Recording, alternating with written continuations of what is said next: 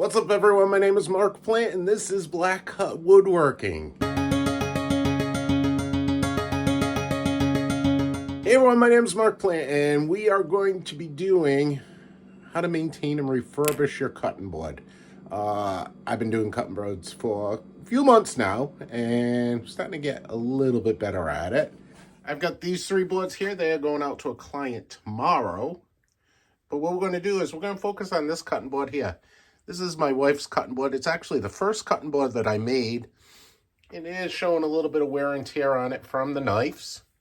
This does happen. You get scuffs, cuts, and stains in it. With a cutting board, you need to maintain it. And one of the ways that you need to maintain it is by waxing the board at least once a month. I suggest using Walrus Oil Wood Wax. This stuff works really well, does a really good job, and it protects the boards very well. But if you do get cut marks in the wood, it does happen. I'm going to show you a quick way to really remedy it. You don't need the tools that I'm going to use, but I'm going to use tools, makes it a little bit quicker. So let me show you what we're gonna be doing here. Okay, what I'm gonna be using here, I've got a Ryobi Orbital Sander. It's got 240 grit sandpaper on it. And even though you may not have this tool, you can actually do this by hand. And it's very quick. Trust me, it's gonna take you 10 minutes the most to do this. So let me sand over this and I'll show you what it looks like.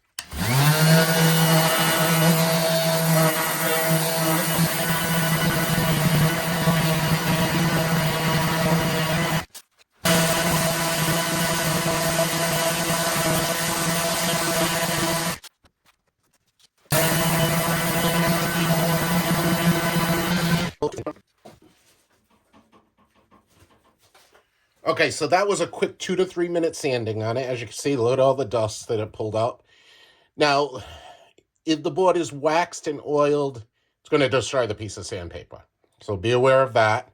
You might have to really go at it if you're using your hands, if you're not using a power tool. But just go gently, take your time, and then once it's done, just take a clean towel, tack cloth, get this dust off of it.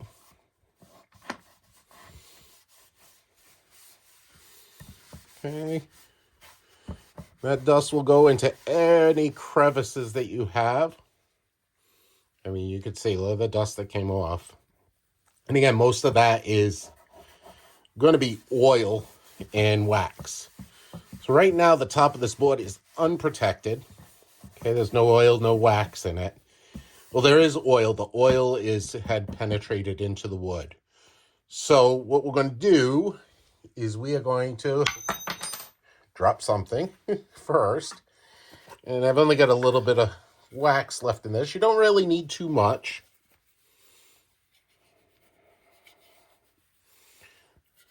About that much. And basically just like waxing a car.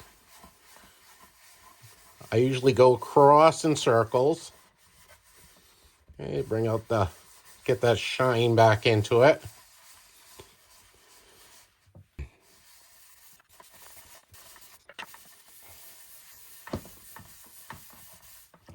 Okay, so we got a nice coating on it. And then what I like to do is I like to buff back and forth with the grain. And that's it. That's all it takes. Now, if the knife cuts and everything in it are deeper, I could have run it through a planer and just taken like a 32nd of an inch off of it, giving it a really nice smooth finish, but I think that works. That did a really good job there. Got rid of the cut marks. Again, it is a cutting board, so you are going to get cut marks in the board. It's going to happen. So, just be prepared for that. All right, everyone. So that was resurfacing, refinishing, touching up a cutting board. Like I said, if you do have a cutting board, it does need to be re-waxed at least once a month. And just, make sure that you coat it really good, because the wax keeps the liquids out of the wood itself, because they will find any crevice, crack, or any way to get into the wood. But by waxing it once a month, you will protect your board. So that's it. That was resurfacing a cutting board. Thanks for watching. I do appreciate it. Check out our other videos. If you haven't subscribed already, hit the subscribe button. If you've already subscribed, thank you. I appreciate it. Hit that bell icon. You'll get a notification anytime I put up a new video. So thanks for watching the video. This is Black Hut Woodworking. My name is Mark Plant, and I will see you guys again real soon.